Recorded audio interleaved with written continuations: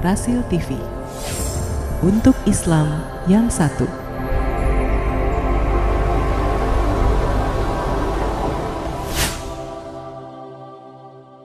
Assalamualaikum warahmatullahi wabarakatuh.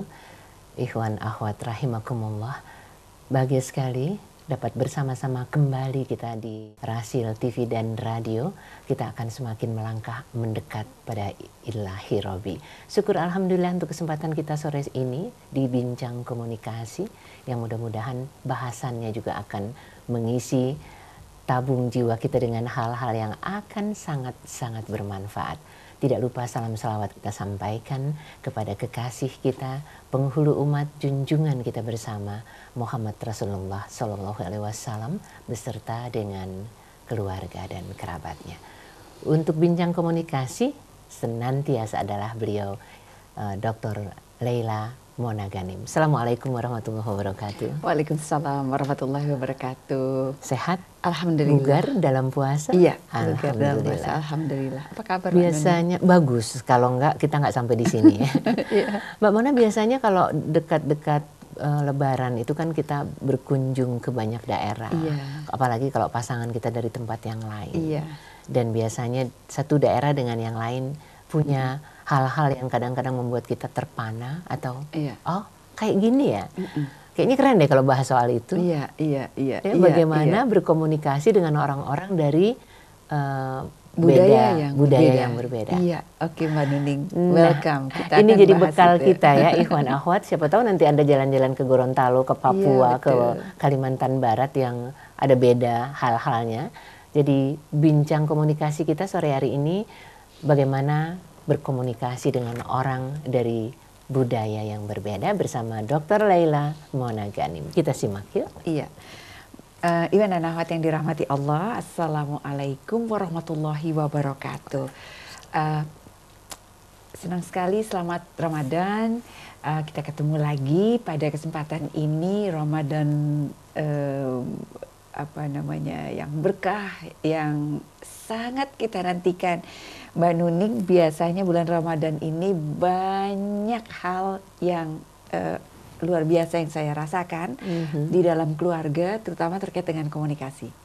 Kami sangat intens, sangat aktif, dialog banyak hal dengan keluarga, perjumpaan makin kerap, barengan ngobrol dan lain sebagainya makin banyak. Nah, menyambut apa yang tadi dibahas sama Mbak Nuning, yaitu komunikasi dengan orang yang berbeda budaya, itu yang akan kita bahas pada sore hari ini. Iwan dan akhwat yang dirahmati Allah, waktu pertama datang bulan Ramadan, ada banyak sekali ucapan-ucapan selamat Ramadan dan lain sebagainya. Bahkan ada dari luar negeri, dari Belanda, dari Jepang, dari Rusia, Korea, Spanyol, Arab, Prancis, Jerman, banyak negara mengucapkan selamat Ramadan, ucapan-ucapan yang menyejukkan hati dengan bahasa masing-masing. Dan itu seru banget. Terus di Indonesia sendiri cukup banyak.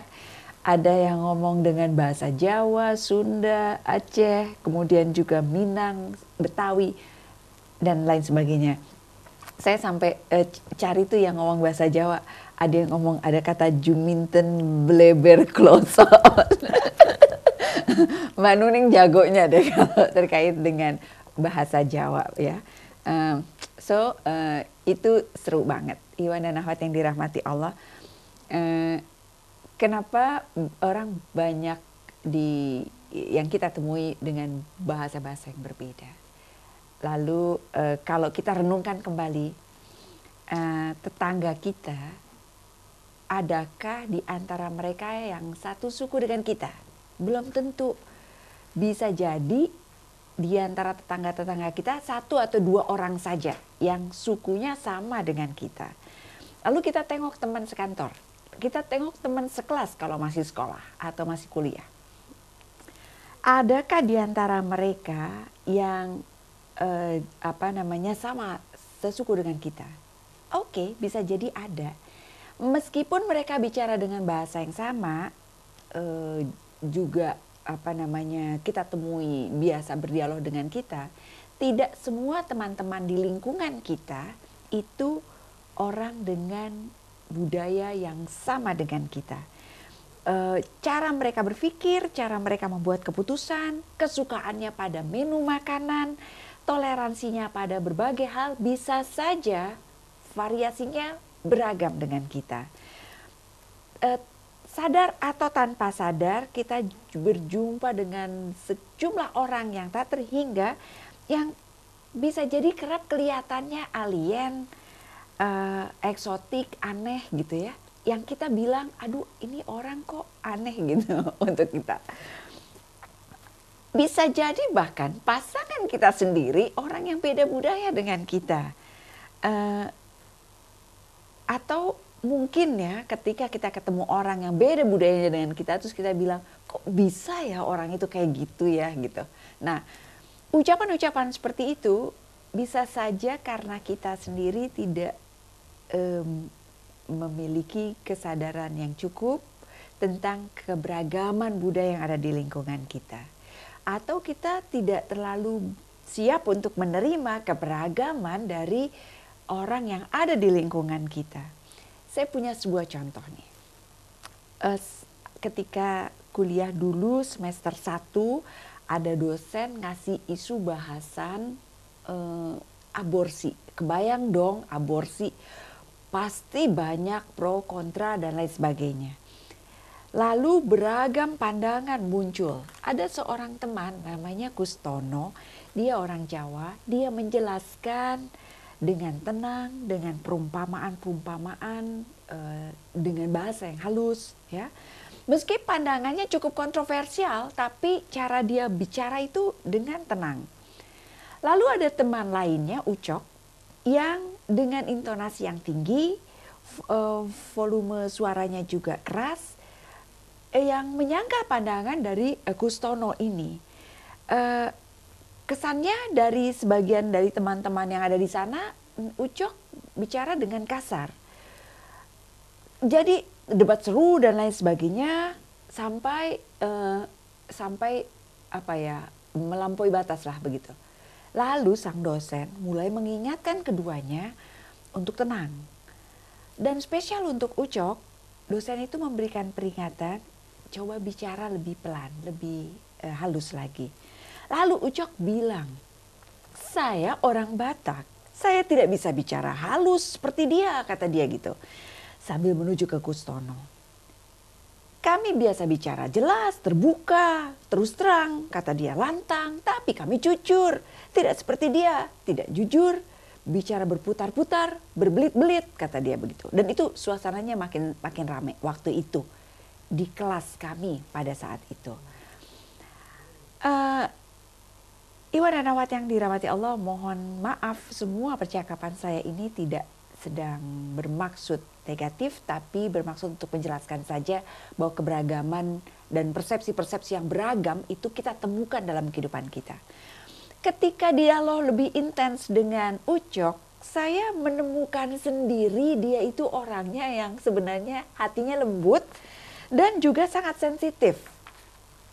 Nah, ada kejadian lain yang kita bisa temukan dalam kehidupan kita. Di satu kejadian, orang Indonesia merasa sakit hati sama perlakuan dari orang Amerika yang memberikan buku, dikasihnya tuh pakai tangan kiri gitu. Jadi itu kesannya kayak dia itu nggak sopan, ngeremehin dan lain sebagainya. Menurut persepsi dari teman yang dapat buku dengan tangan kiri itu. Kontras dengan ekspatriat yang sempat berdialog dengan saya, dia orang Eropa, dia bilang begini, saya ini sebel nih. Banyak loh orang-orang Indonesia yang saya temui yang di kantornya dia, di stafnya dia, yang kalau nunjuk sesuatu pakai tangannya tangan kiri, pakai jari tengah, jari tengah ditunjuknya. Misalnya nunjuk sesuatu gitu di kertas atau satu bahasan ditunjuk dengan tangan kiri. Dan itu bikin bete, bikin marah dari dua belah pihak. Jadi urusan tangan aja Iwan dan Ahwat itu ragamnya luar biasa. Mengacungkan jempol yang bagi sementara orang itu keren banget tuh, itu apresiasi tuh, itu respon positif terhadap orang lain, respon positif yang santai lah kesannya gitu ya, keren gitu ya. Tapi untuk sementara budaya seperti budaya Rusia, Amerika Latin, Yunani dan beberapa negara lain itu dipersepsi sebagai hal yang negatif, bahkan juga penghinaan. Kemudian tangan terbuka misalnya ya, merentangkan seluruh jari misalnya seperti ini untuk budaya, sementara budaya baik-baik aja, nggak ada masalah. Tapi beberapa budaya seperti Yunani itu adalah bentuk dari cacian atau juga pelecehan.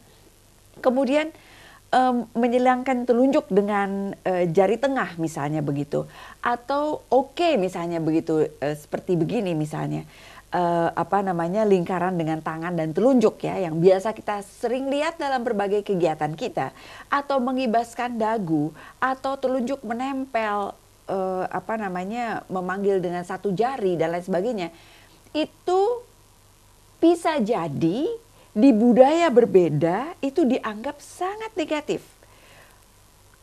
Iwan dan Akhwat yang dirahmati Allah, beragam-beragam yang kita temukan dalam kehidupan ini, ketika kita tidak mampu memaknainya dengan baik, ketika kita tidak mampu melihat dengan sudut pandang yang terbuka, kita akan segera menjaga jarak dengan orang tersebut, membatasi hubungan dengan orang tersebut. Dan ini menimbulkan dampak dari interaksi kita dan komunikasi berikutnya, atau bahkan hubungan bisnis, pertemanan, dan banyak hal lainnya. Kita juga tahu bahwa dongeng itu bisa jadi beda banget gitu antara satu budaya dengan budaya lain. Dari Tatar Sunda kita temukan Tangkuban Perahu, dongeng masyarakat Sunda. Dari Sumatera Selatan kita temukan dongeng Si Kancil yang kreatif dan cerdik, cerdas begitu ya. Jadi variannya luar biasa. Tapi kalau kita tidak mampu memahami perbedaan-perbedaan itu, konflik yang akan terjadi. Saya merujuk pada pendapat dari PBB, mereka mencatat bahwa 75% konflik besar yang terjadi di dunia ini itu berakarnya dari dimensi kultural, dari perbedaan budaya. Bayangkan kalau kita tidak mampu berhubungan dengan orang yang berbeda budaya. Kita bisa meremehkan seseorang karena penampilan tertentunya. Kita juga bisa merasa jijik pada seseorang karena dia makan serangga, yang kata orang tersebut baik-baik aja, bagus malah, menyehatkan malah gitu. Terus kita bisa merasa kaget ketika perkawinan dengan adat yang tidak lazim. Ketika kita hadir dalam sebuah perkawinan yang ini adatnya nggak lazim nih, nggak normal nih. Kita memutuskan untuk menyatakan bahwa seseorang itu tidak sopan ketika dia menyerutup sup atau bersendawa gitu ya, habis makan. Padahal di budaya lain itu adalah sebuah ekspresi respek atas makanan yang lezat kepada tuan rumahnya. Kita bisa tersinggung berat, marah, kesel pada orang yang sikapnya kita bilang aneh. Padahal lazim, tidak lazim, normal, tidak normal, sopan, tidak sopan, masuk akal, nggak masuk akal, itu sangat dipengaruhi oleh budaya yang kita miliki. Atau persepsi-persepsi yang kita miliki berdasarkan dari pengalaman budaya yang kita hayati. Padahal kalau kita tadi nunjuk-nunjuk ke orang lain, padahal kita sendiri adalah produk dari budaya. Kita bagian dari suku tertentu.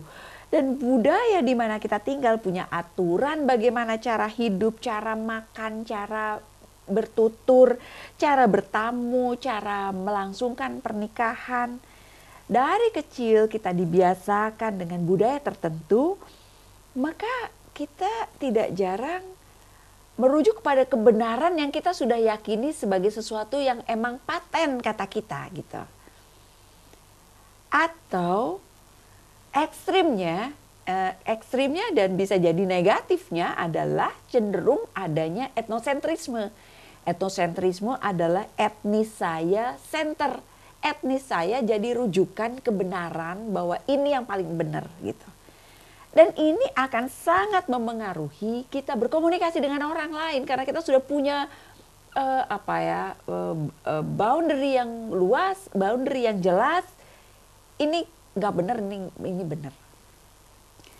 Kita bisa jadi kurang peka bahwa dunia ini kita hidup bareng sama orang-orang dengan budaya yang berbeda.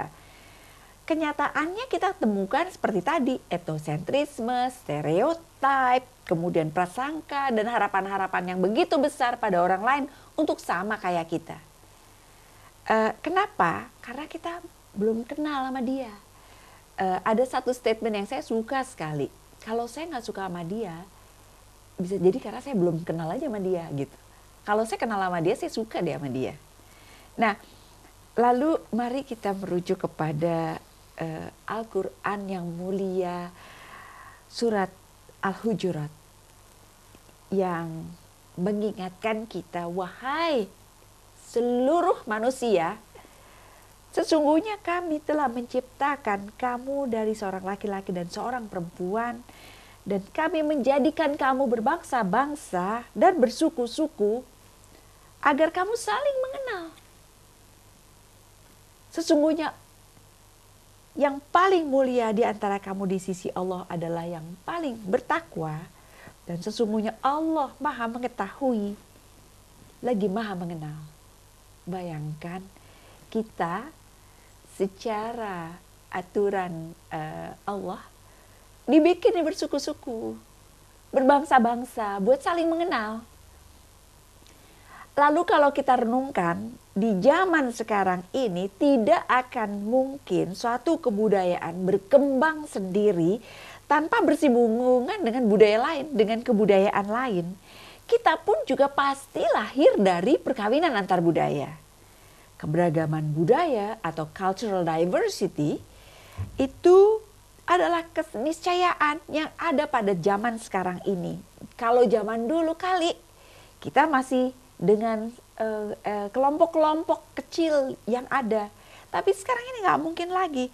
Keberagaman budaya di Indonesia adalah sesuatu yang tidak mungkin kita pungkiri. Kalau dulu orang cenderung lahir, meninggal, besar dan meninggal di tempat yang sama. Kecenderungan itu sekarang ini semakin jauh.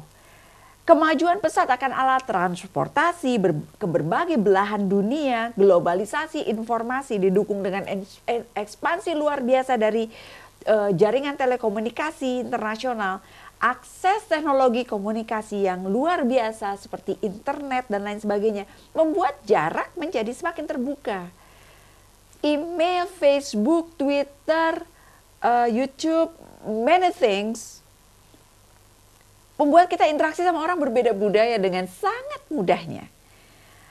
TV dan radio yang kita terima di seluruh belahan dunia, radio dan TV Rasil ini bisa sangat mungkin didengar di belahan dunia manapun. Melalui internet, satelit, pada saat yang sama kita bisa melihat gambar, suara, dan pesan yang sama. Tapi apakah kita memaknainya sama terhadap pesan tersebut? Bisa saja berbeda. Makin banyak kita traveling ke berbagai belahan dunia atau tempat, makin kita bisa lebih melihat bahwa hidup ini adalah desa global. Kita tidak mungkin membatasi interaksi dengan orang lain. Jadi Iwan dan Ahwat yang dirahmati Allah, ditambah sama jalinan-jalinan politik yang diturunkan di antara kelompok-kelompok bangsa seperti masyarakat ekonomi ASEAN, kelompok-kelompok masyarakat Eropa, kelompok-kelompok masyarakat di beberapa negara-negara yang memiliki kesamaan-kesamaan tujuan atau budaya.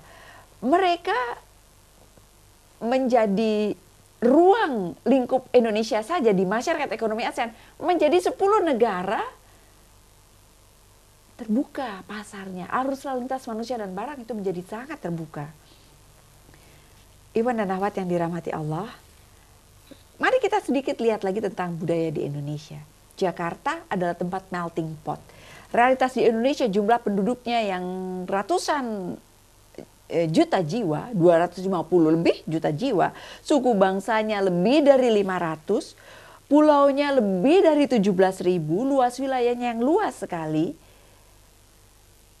membuat kita tidak bisa membatasi untuk tidak memiliki kesadaran menghargai perbedaan budaya. Bagaimana perbedaan budaya itu timbul di antara lingkungan-lingkungan kita, tidak bisa kita hindarkan. Keberagaman buatan manusia, gagasan, tindakan, pikiran, hasil karya, kebiasaan, itu pasti berbeda. Jadi, Iwan dan akhwat yang dirahmati Allah, saya ingin menawarkan sebuah konsep sederhana yang mudah-mudahan ini tidak overstatement.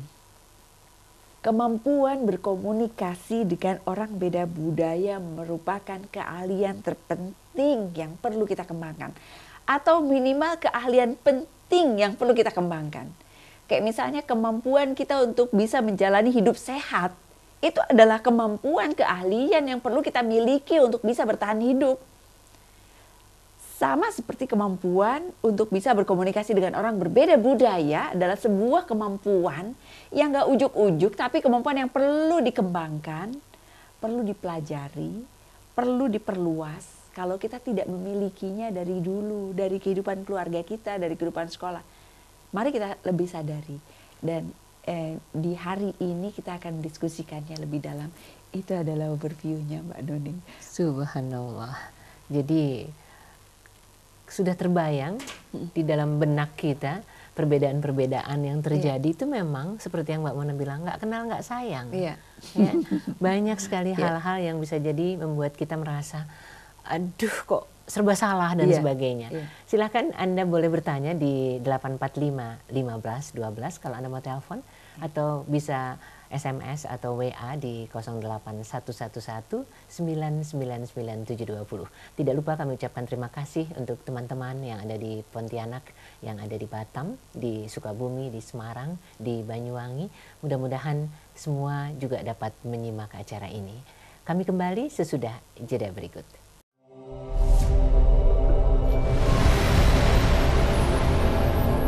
Rasil TV, untuk Islam yang satu.